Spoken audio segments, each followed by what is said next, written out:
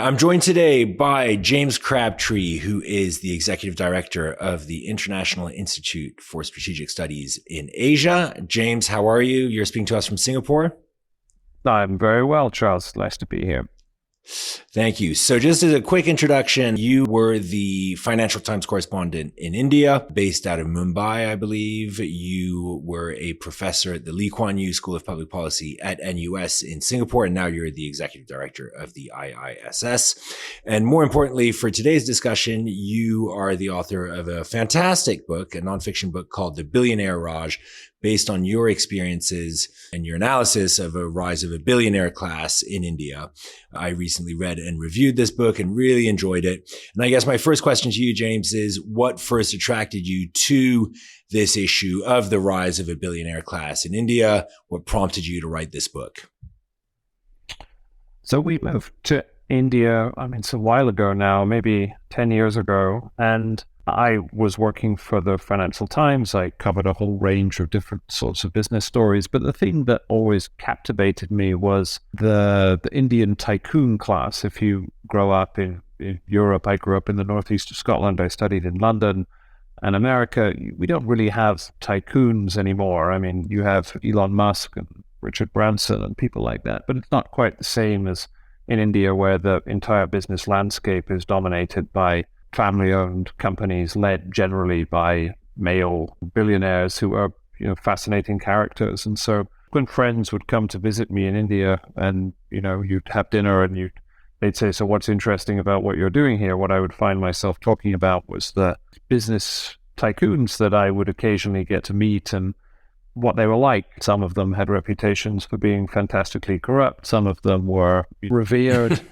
And I suppose one of the things that was nice about living in India was you got great access to these people. It isn't like the further east in Asia you go, the more complicated it is to get access to the business and political elite. But India is a reasonably open country. And so I was lucky enough to meet a bunch of these people and felt like my time came to leave the country, that I had enough material secreted away in my notebooks to think about writing a book. And so the tycoons led themselves very naturally to telling a slightly different story about the rise of India from the one that is commonly told. So normally this is told through a political lens, from the independence of India in the 1940s through to the Nehru-Gandhi dynasty and Indira Gandhi, and then latterly the rise of Narendra Modi. But instead I try to tell that story about the rise of modern India through the rise of its super rich, from a country which didn't really have any rich people when it came out of its socialist era in the early 1990s to one that has had an enormous explosion of wealth at the very pinnacle of society and now has more billionaires per capita than any country apart from the United States and China. In this book, it seems like you got incredible access to a lot of these characters. You highlight some very colorful, quite flamboyant billionaires with impossibly glamorous and luxurious lives. You got very close access. As you said, it was quite open. Why did they want to talk to you? What sort of message do you think they wanted to pass in speaking to you? And were they aware that you were writing a book ultimately, or not so much? Yeah, I always found this a bit mysterious as to why many of them were as open as they were. As I say, it's partly a cultural thing. India's a kind of talkative, open country still, despite what's happening in its politics now. It's simply not true that I'd speak to my FT colleagues who worked in China or Japan or the Republic of Korea, and they didn't get anything like the kind of access that we were able to get. It's partly, I suppose, that the Indian business class was quite open, more open than it was given credit for, to Western capital. And so if you're a business leader and you want to talk to global investors, which at that point still really meant Western investors, then you didn't have a very large number of media outlets that allowed you to do that. And the FT, which I work for, was one of them. And so if you arrived in the country as the FT correspondent and you were, crafty and persistent, then you couldn't see everybody you wanted, but you could see plenty of those that you wanted. Some of the stories that I told in the book came from interviews that predated the idea of the book, so they were just from kind of ordinary reporting.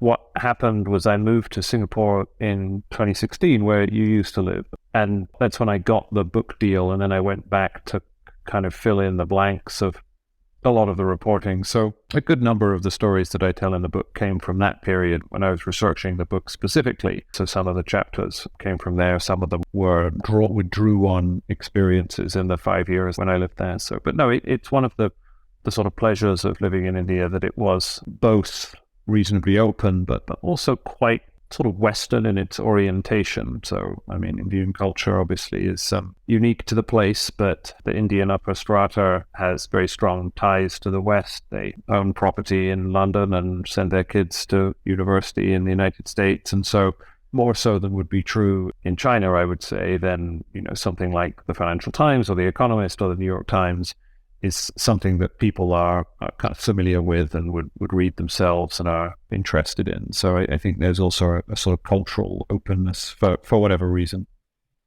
Things seem to have accelerated incredibly fast in India, certainly since the economic reforms of the early 90s. In the last 4 years since you've written the book, have you seen any developments with regard to this billionaire class that you think has been transformative to this thesis that you had around this class? I have to say, I think the thesis of the book held up pretty well, which is that it only seems to have continued. India presently, as we speak at the end of 2022, India is having one of its periodic moments in the sun, kind of the ups that go with the downs, and so people are pretty excited about the trajectory for the Indian economy. And actually that has given this book a little bit of a boost, because I profile that the opening third of the book is a series of 3 portraits of the 3 Indian billionaires that I considered at the time to be the most interesting and kind of exemplary of the story that I was trying to tell, of both entrepreneurialism but also crony capitalism. And those 3 men are called Mukesh Ambani, Vijay Mallya, and Gautam Adani. For the longest time, the first of the 3, Mukesh Ambani, was India's richest man. Richest by a long chalk. But actually in the last year, the third of the 3, Gautam Adani, has rocketed up not just the Indian wealth leagues to overtake his rival, but also the global wealth leagues, and is now the second or third richest person in the world, depending on which measure you use. So just a sliver behind, I think it's Elon Musk now, who's the richest person in the world. I don't follow these things quite as closely as I used to. And so in a sense you've had the arrival of 2 of these, my 3 opening characters are now amongst the 5 richest people on the planet. And the number of Indian billionaires has continued to rise at a fairly steady rate, to the point where, as I said, India has overtaken Russia as the 3rd largest number of billionaires in the country, some 150, 160. And as far as one can tell, the story that went along with that, which is not just about the rise of the super, super, super rich, the sort of the yacht owners and the people who live in ridiculous houses, but the broader story about a country that is very, indeed, dangerously unequal, has continued as well. There's been no particular reversal in that trend. So I think the basic thesis of the book, which is that India has gone through a period of explosive global reopening, but that along with that has come a number of problems, of which crony capitalism and extreme wealth inequality are 2 of the most prominent, that has continued. And probably these ideas don't get quite the credit they deserve, because certainly internationally, the main narrative that people use to describe India's rise is a political one, to do with Narendra Modi, the Prime Minister, and the rise of a kind of Hindu nationalist politics replacing the old secular politics that came after Indian independence. But this parallel story of wealth and inequality is, to my mind, just as interesting. Mm-hmm. So it seems like more of the same since you finished the book, and maybe even perhaps accelerated. In the book, you make comparisons between this huge creation of wealth in India to the Gilded Age in the US and the rise of robber barons in that era. And you also raise the specter of a saffron-tinged Russia. So an idea that India may be on a similar path to Russia, where a lot of oligarchs are controlling the country. This seems to be a form of history repeating itself. Do you think it's possible in the broader sense for developing countries to create this amount of extraordinary wealth without these massive inequalities and risks to democratic development? Or is that the price to pay for an emerging market to go through this inequality? I mean, I picked the analogy of the US Gilded Age for a couple of reasons. One of which was a little cynical, I suppose, which is that I felt that I'd lived in India for 5 years, but even my sort of worldly graduate school friends who lived on the American East Coast didn't really know very much about India.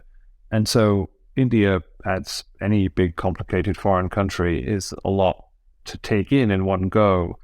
And it's helpful to have an analogy that makes sense to the story that you're telling, that is more familiar to the kind of the dominant readership that you have. And my readership was partially people in India. Actually, that was the kind of one of the big surprises of the book, which shouldn't have been a surprise, was that the book sold very well in India because, Indians are interested in India. But I wanted a way of trying to explain what was happening in India that would be familiar to an international audience as well.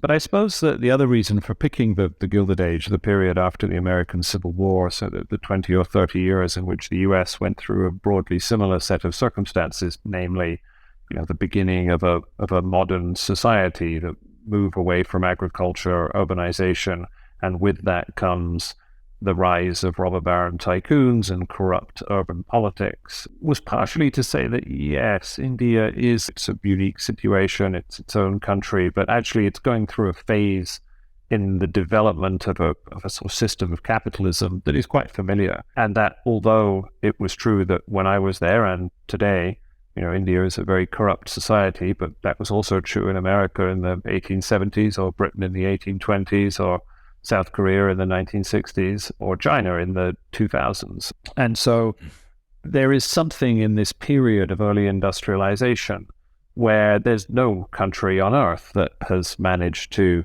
go through this period of rapid early industrialization in a way that has been egalitarian and has had scrupulously clean, Danish or New Zealand style politics. So in that sense, it was quite helpful because it meant that I was trying to make an argument that was, in a sense, optimistic. When my book was reviewed in the New York Times, said, Mr. Crabtree claims he's an optimist, but if you read his book, there's precious little to be optimistic about. Many countries have been here before, and some of them haven't turned out very well, but some of them have. Interesting, because the billionaires you describe in the book do seem to be part of, or the result of, a shaky regulatory environment and a bit of an alliance with certain politicians, certainly between Adani and Modi. Do you think going forward that these billionaires are going to perhaps claim more political influence, or will that lessen? Do you foresee that Indian political institutions will strengthen in the face of this slightly corrupt influence? I mean, it's a little hard to tell. Generally speaking, political institutions strengthen as countries get richer, and there's a whole literature about whether or not it is institutions that help countries develop and high-quality institutions that are kind of the key to rapid economic development, or whether it's to do with human capital, education levels. But in general, richer countries tend to have better political institutions. Current trajectory in India is a little less optimistic, namely that certainly if you look at India's democratic institutions over the last 10 or 15 years, when Narendra Modi was either coming to power or has been in power, there's quite good evidence that there has been kind of degradation of some of India's democratic institutions, so the functioning of its parliament or its courts or its central bank. And so that worries its judiciary, which is always a little complicated to deal with. And I speak as someone who was sued for a ridiculous amount of money by one of these billionaires on an entirely spurious case.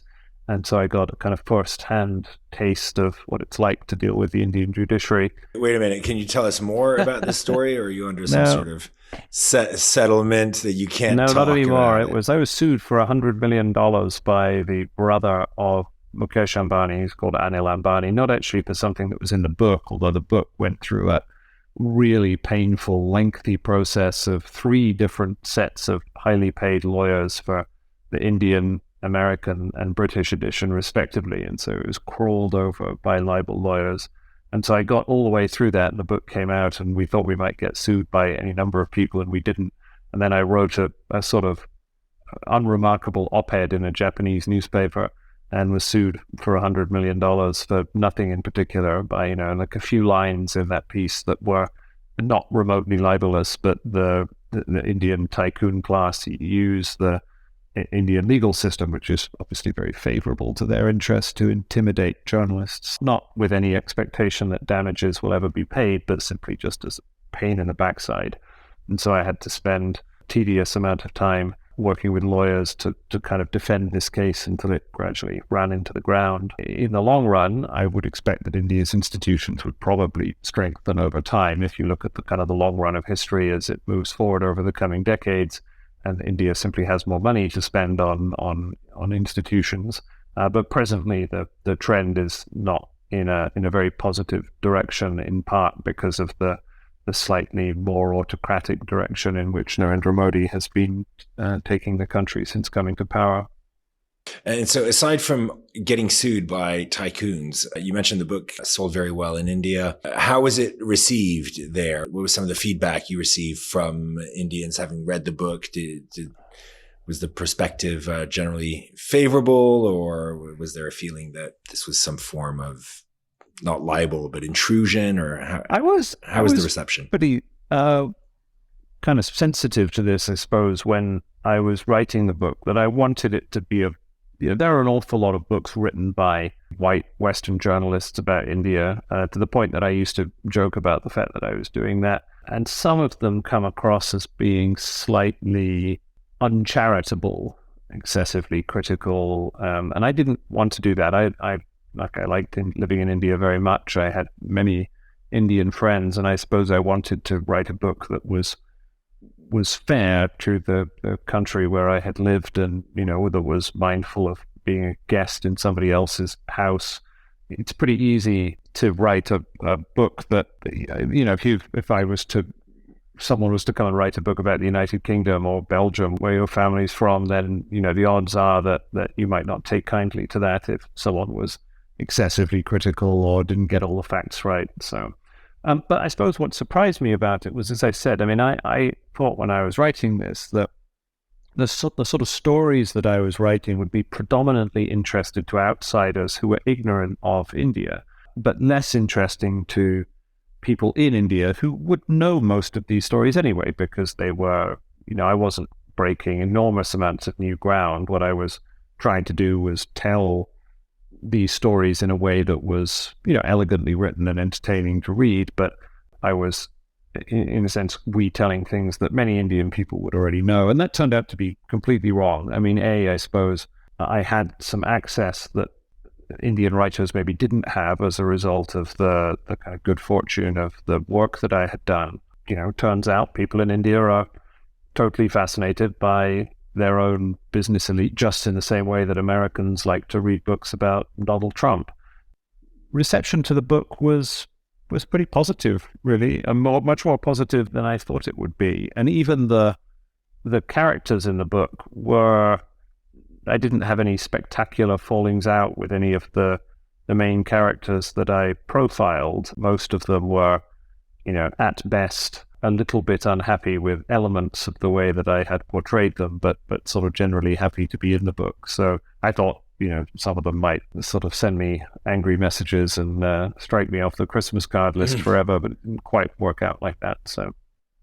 And not invite you to weddings, as you were at one point in the book. You described being invited to some billionaire's daughter's wedding, I think, and you not attending. Yeah, it's just a funny cultural story where I was sitting in my office downtown Mumbai, and this preposterous wedding invitation arrived. And so instead of don't think of a wedding invite in the sense of an envelope and a card, this was like being delivered a small chest in which you open the chest, or a very large and ornate box of chocolates, and inside this wooden box there was indeed a sort of carefully gold embossed letter, but also a selection of various sweets and nuts and all the rest of it. And it invited me to the wedding of the son of Gautam Adani, the said billionaire, now the second richest person in the world. And I thought, well, I can't possibly go to this wedding because I don't know this guy. As yet, I hadn't met him, nor had I met his family. And I completely misunderstood that Indian weddings, if you go to a Western wedding, typically you have to have some connection to the bride or groom. But in India, it's completely different. These weddings are simply giant social occasions in which the families will invite, various people that they know in the wider community. And so for whatever reason, they had decided to invite me, and we didn't go, despite the fact that it was a kind of all expenses paid trip to a fancy beach resort in Goa. And so I told that story in the book, both as a kind of example of my own ignorance about Indian culture, but also just an interesting insight into the way in which the sort of business elite there operates, and the way in which the wedding season, which runs in the cooler months of the year and in the winter, works as a kind of social glue for the business elite. I can confirm that I was also quite surprised when I lived in India, about the same time as you, I think, being invited to weddings of people I barely met. I'm curious how your view of India has shifted in terms of its billionaires, its geopolitical position, how it might have shifted since you moved to Singapore. Well, so now I look at India in a different respect, which is, so I now run this, as you mentioned at the beginning, the Asia operations of this think tank called the IISS, the International Institute for Strategic Studies. So I spend less time thinking about Indian political economy and more time thinking about Indian geopolitics. But actually, in terms of writing the book, so I moved here on a sabbatical, in theory, from my journalism job in 2016 and went to work at the university for a year here at the Lee Kuan Yew School. And what was helpful about that was I wanted some mental distance from India to kind of write the book, but it also helped me locate the rise of India within a much broader story about the rise of Asia, and in particular the Asian tigers. So from the Second World War, how was it that Hong Kong, Singapore, Japan, and South Korea had this historically unusual, rapid rise in wealth to become effectively as rich and prosperous as any countries on earth, and how did they manage to do that? And then the subsequent generation of countries like Thailand and Malaysia, to some limited degree, Indonesia, Vietnam, sort of how had they followed suit? And if you begin to look at that, this sort of story of East Asian economic development, which shares some similarities with India. It started out with countries that were often quite corrupt, quite autocratic in their government style, and then many of them, South Korea, Taiwan, to some degree, Singapore, became a little bit more sort of democratic and certainly very well run. And so that was the sort of intellectual influence of Singapore, was being able to understand not just the story of the American Gilded Age as an analogy for India that might be helpful, but also the broader story of the rise of East Asia, which, again, features all sorts of hair-raising stories of corruption and, to some degree, inequality. Although, as I mentioned before, many of these countries ended up much more egalitarian than even the best of the Western social democracies. So in many ways, there were sort of interesting lessons to learn from that. Let's talk about reading habits, because I know how passionate you are about this question of reading habits. We often exchange, you and I, on where we are with regard to our reading plans, where you are in your reading in terms of the number of books you've read, your objectives are maybe for 2023, as I know you like to plan in advance. Well, so I've been looking forward to talking about this. So about 3 years ago, I set myself the target of reading 50 books a year. And for the last couple of years, I failed to meet that target. And I have watched with some envy and incomprehension as you have sailed past it with I think a much more committed set of reading habits that I have managed to develop. And so I really should be asking you how you manage it, because I have no idea. But this year I am not far off reaching my target. I have now read 44 books, which means I'm I'm a little way off the 50 target. And I also have, in terms of my reading habits, I tend to read 5 or 6 books at once. So I have about half a dozen books sort of underway. Is that how I'm you do it? hopeful that You've got multiple books at once. Yeah, I tend to read a number of books at once in different formats. So I'll have a book on Kindle or the Libby, which is the reading app for the Singapore Library, which you may remember when you were here, and then a couple of books in hardback, both fiction and nonfiction. And I suppose the reason that I do that is it means that there's a kind of a book to hand at any moment, depending on what you're in the mood for. As in, sometimes you feel like you want to read something, challenging and improving nonfiction, and sometimes you want to read a spy thriller. And if you're sort of midway through various of these things. So at the moment, I have the Harlem Shuffle, a Colson Whitehead novel about sort of crime thrillers in Brooklyn. Oh yeah. The new Robert Harris thriller, Act of Oblivion, about the regicides in the English Civil War. A book called Homeland Elegies by Ayad Akhtar, which is a kind of post 9/11 book, and a few other things as well. I've tried to use this list as a way of kind of guilt tripping myself into reading more, by which I mean reading more mindfully and deliberately, as opposed to just grazing on whatever happens to be on my phone, and just focusing a bit more on reading. In part because you know that if you sort of get off track, then the target becomes impossible to reach. So that's probably the main lesson of the last couple of years, is that you start missing a few days here and there, and then the target becomes something like that. I wouldn't say that I have it's not like doing daily exercise.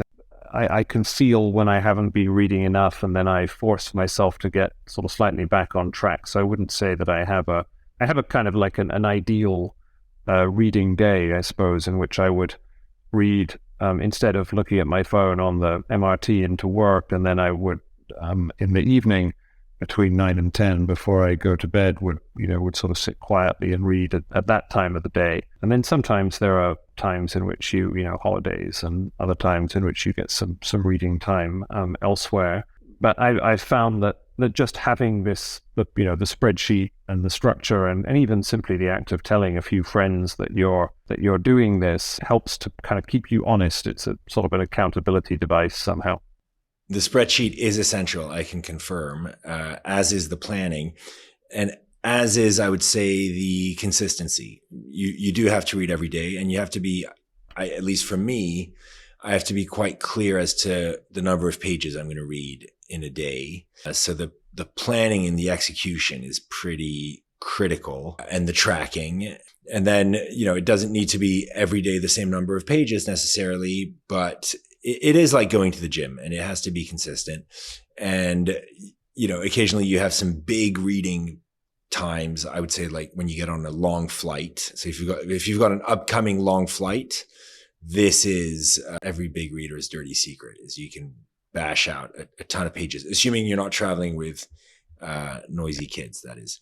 What's the best book you've read? The best book that I have read this year, that is a good question. I mean, I'll give two that I really like. One at the very beginning of the year, so both nonfiction, actually.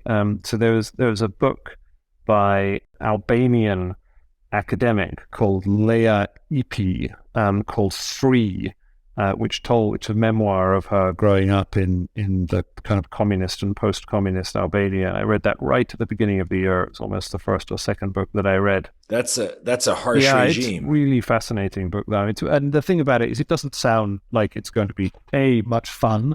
And she's either a sociologist or an anthropologist at the LSE, and that immediately sets off a whole bunch of red flashing lights. You think this is going to be just a dismally written, but she's a beautiful writer. Very, very perceptive, good storyteller. And it sort of drops you into a world that is, there's a certain fascination of the ordinary life lived in a totalitarian regime. And so her memory of growing up in Enver Hoxha's Albania, and then the kind of the contradictions that came with economic liberalization. I thought that was really compelling, beautifully written. The one that I liked most recently, which I read, there are two nonfiction books, and these are all Western. So I've got a few other more Asian books, but I just read the Robert Caro's, not one of the whacking great autobiographies, but his book on writing, which is just called Working. Working. I just thought that book. was phenomenally good. So interesting. Yeah. I mean, as a sort of wannabe writer myself, so interesting in terms of the sort of fanaticism of his methods, but also just really good stories. Yeah, I mean, the book by Caro, yes, the lengths that he goes to get the story and the environment that he's trying to describe in these books is absolutely phenomenal. Would you say that people need to have read The Power Broker or the Lyndon Johnson books before reading Working, or do you think Working can be read independently? Well, I haven't read the other books, so this is the first of. I mean, in a sense, I've read people. I've read people waxing lyrical about his books, and I've always been a bit put off by them because, to be honest, I tend to find a biography to be a somewhat disappointing genre, and also big, weighty books of history I also sort of struggle with. Enormous kind of 800-word books about the history of the Silk Road, or they're interesting, they're great works of scholarship, but often they're not that much fun to read. They're not, they don't have a kind of good narrative or characters. I think this is the difference with Caro, is that this is right, fun and to read. So people say, but nonetheless, I haven't got round to reading either the Moses book or any of the LBJ books. So this was sort of my first taste of the Caro that everyone has been going on about, and I have to say it was terrific. And it's now convinced me that I should go and read but I think I'll read the Moses book first. You've been converted. Congratulations. Welcome to the cult. There we go. I'm curious, James, conversely, what's the book that you found was the biggest disappointment? Maybe overrated, overhyped, or frankly terrible? That is a very good question. I mean, the one that I very rarely read, sort of non-fiction of the sort that you would find in airports. But I mean, that's not quite true, because you often find good novels in airports, but sort of hypey business books of the sort that pretend to explain cultural phenomenon or business phenomenon, because they're almost always disappointing. They're articles that are padded out to 300 pages. And I made an exception this year because I listened to a podcast by a guy called Matthew Ball, who'd written a book on the metaverse. And the book was called The Metaverse and How It Will Revolutionize Everything.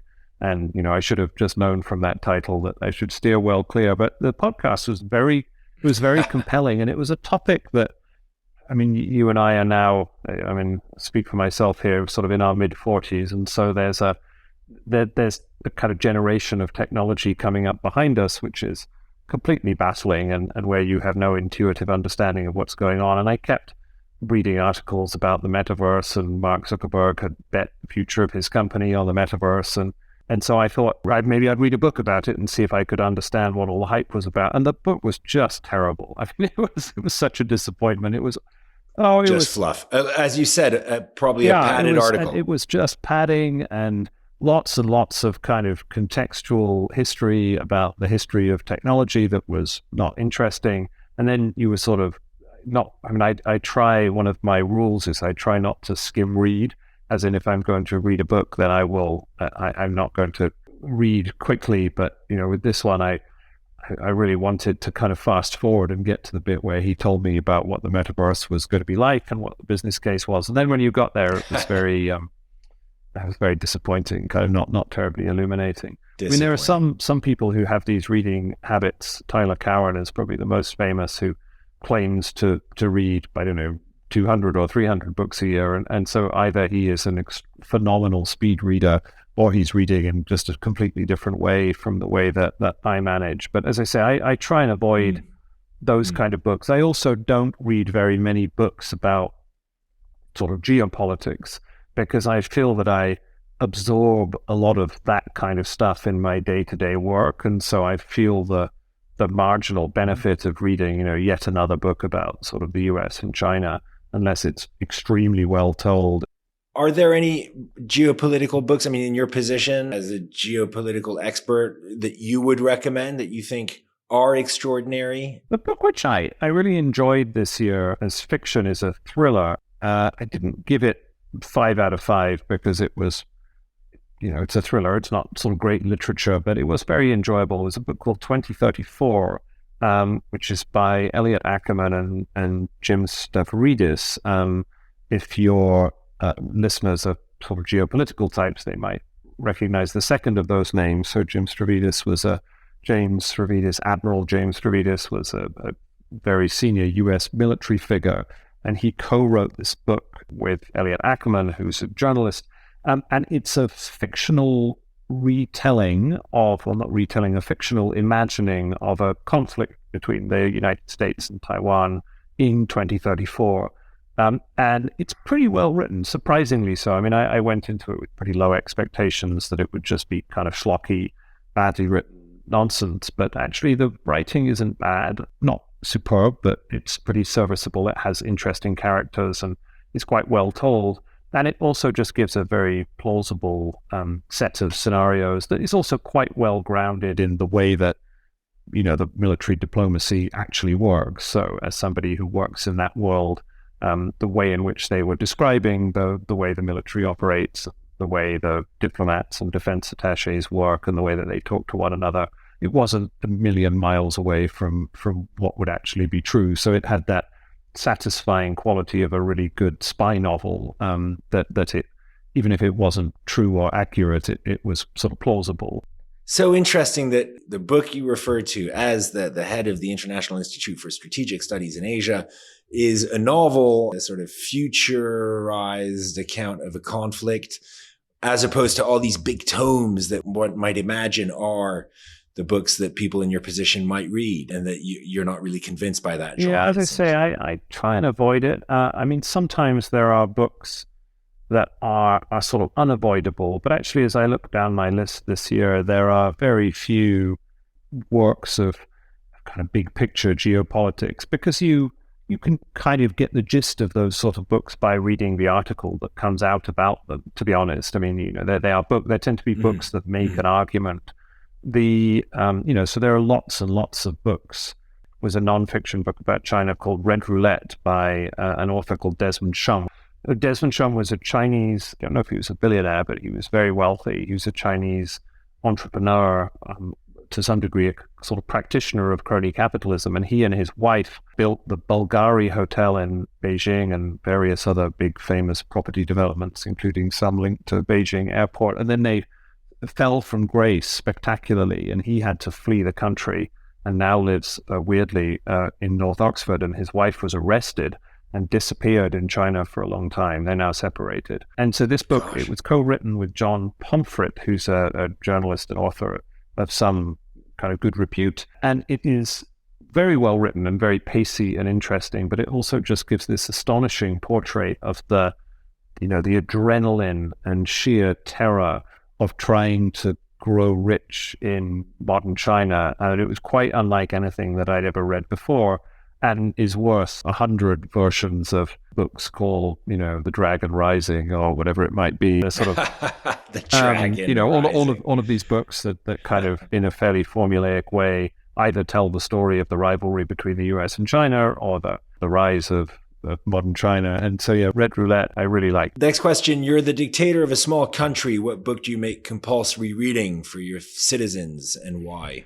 I suppose I would be tempted to go back to Wolf Hall, but it's in part because I feel like it just tells such a rich story about the nature of political power. I mean, when Robert Caro was writing about why it was that he was interested in writing about Robert Moses and LBJ, the thing that he kept coming back to in the book that we talked about earlier, Working, was about the fact that you learned so much about the nature and workings of governance and power from the stories of these men, how they built their roads or they passed their legislation. And I suppose beyond the extraordinary account of a particular moment in British history, and the thing that I took out of those books was the way that they talked about the application of power and the way people wielded power. So that would be slightly more complicated than something simple like, I don't know, reading the autobiography of Nelson Mandela or something from George Orwell or whatever it might be. It's a good one. If you're a dictator, you can force people to read your favorite books. You impose your favorite book, or you impose your own book. So you could impose the Billionaire Raj if you wanted to. Final question for you, James. What is your next book? Are you working on anything at the moment? Are you inspired by any specific subject? I have the strong aspiration to write another book. I mean, in a sense, writing a book was what I had always wanted to do.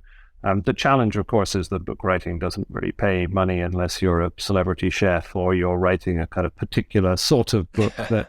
Yeah, that's right. Or we're writing a particular sort of book that can be serialized by Netflix or something like that. But it's a very hard way to make a living. So in a sense, people in my position where you aspire to do this again, you've got to kind of build up a bit of resources, and then maybe once you've worked properly, then you can figure your way free to maybe writing another kind of book. But not at the moment. I hope soon enough to get back to a position where I can do that. Thankfully, it's an interesting world out there, so there will be many topics to ponder.